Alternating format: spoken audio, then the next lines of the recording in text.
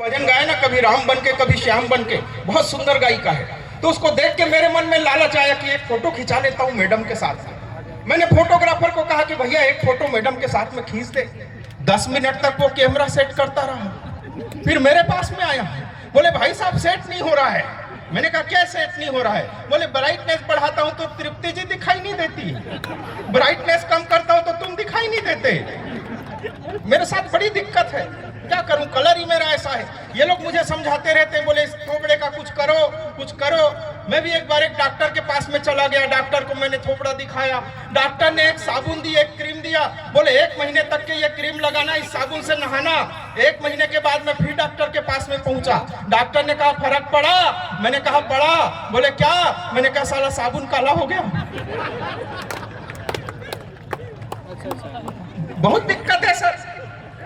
वो बाबा रामदेव जब आंदोलन कर रहे थे, वो काला धन बाहर लाओ, काला धन बाहर लाओ, मेरे मोहल्ले वाले मेरे ही पीछे लग गए थे सारे के सारे। सही बता रहा हूं। फिर मुझे ये हेमंत पांडे मिले, ये लाफ्टा शो वगैरह में बंबई जाते रहते हैं। इनने मुझे बताया कि पट्टू जी तुम ये रायपुर वायपुर के डॉक्टर के चक्कर में मत पड़ो, बंबई जाओ, बड़े स्किन स्पेशलिस्ट को दिखाओ। मैंने कहा ठीक है। एक बार बंबई चला गया, 5000 रुपए उसने फीस ली। मैंने सोचा हो सकता है बहुत अच्छा डॉक्टर हो। ध्यान से उसने मशीन से मेरा थोबड़ा चेक किया। उसके बाद में मुझे समझाया कि ये जो स्किन डिसीज की प्रॉब्लम है, ये सन बाथ लेने से ठीक होगी। मैंने कहा सर इसके लिए क्या करूंगा? बोले जुहू चौपाटी पे चले जाओ, कपड़े वपड़े उतार के जब धूप निकल जाए तो वहां पे लेट जाना, थोड़े देर लेटे रहना, सन बाथ लेते रहना। मैंने कहा ठीक है सर, ये भी कर लेते हैं। मैं जुहू चौपाटी पे चला गया, कपड़े वपड़े उतारे, समंदर किनारे लेट गया। हुआ कुछ नहीं, बहुत सारे कौए इकट्ठे हो गए।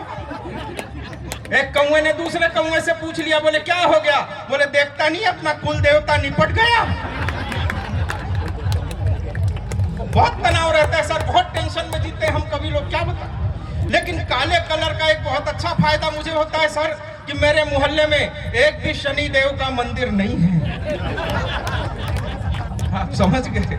शनिवार को मोहल्ले भर की महिलाएं आती हैं पूजा का सामान लेके और पूछती, बोले हमारा शनिदेव कहाँ गया?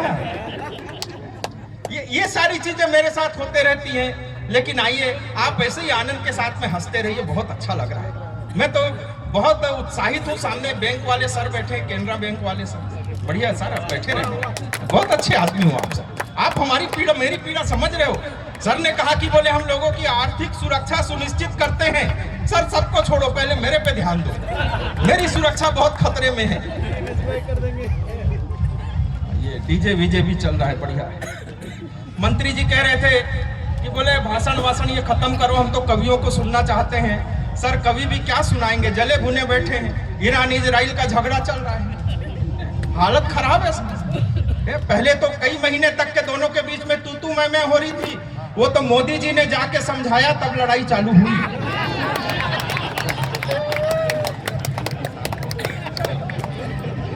हम कवियों की भी स्थिति कुछ ठीक नहीं है सर। अभी हम लोग बात कर रहे थे कि कितना लकड़ी का कितना गट्ठा मंगाना पड़ेगा रसोई जलाने के लिए।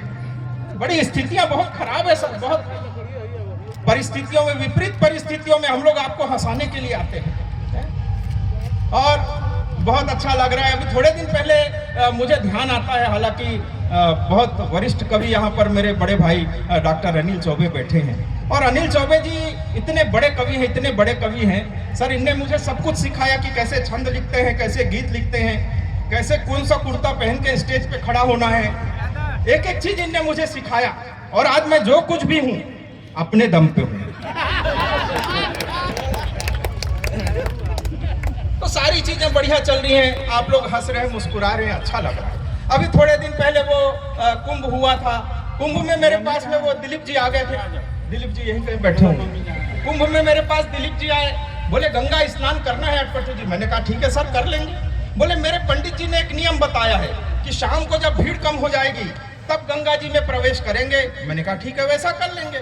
बोले उसके लिए एक नियम और है कि सारे कपड़े उतारना है और केवल एक तौलिया लपेट के गंगा जी में प्रवेश करना है। मैंने कहा ठीक है, वो भी कर लेंगे।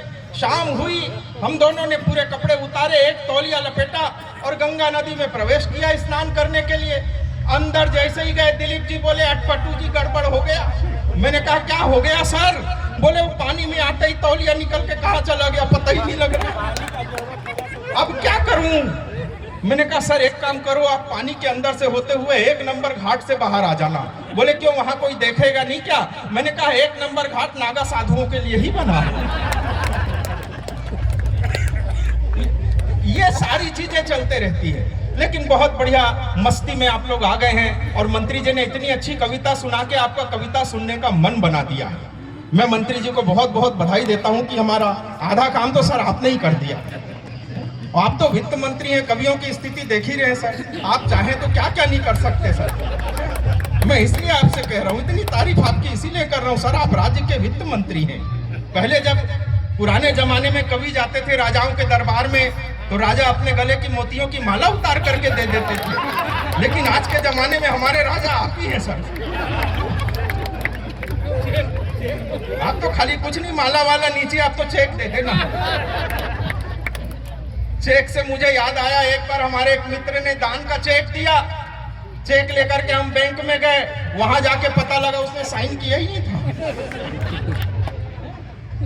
उनके पास हम वापस गए, सर इसमें साइन तो कर दो। बोले साइन नहीं करूंगा। मैंने कहा क्यों? बोले इसी को गुप्त दान कहते हैं। अलग अलग तरीके के लोग। लेकिन आइए, आपकी मस्ती को प्रणाम करता हूं और जो बच्चे आपके बीच में बैठे हुए उनको विशेष प्रणाम करता हूं, और इसलिए आपको प्रणाम करता हूं कि इन बच्चों को आपने एक संस्कार के कार्यक्रम में लाने का साहस किया। नहीं तो बच्चे ऐसे कार्यक्रमों से बहुत दूर रहते हैं। एक बार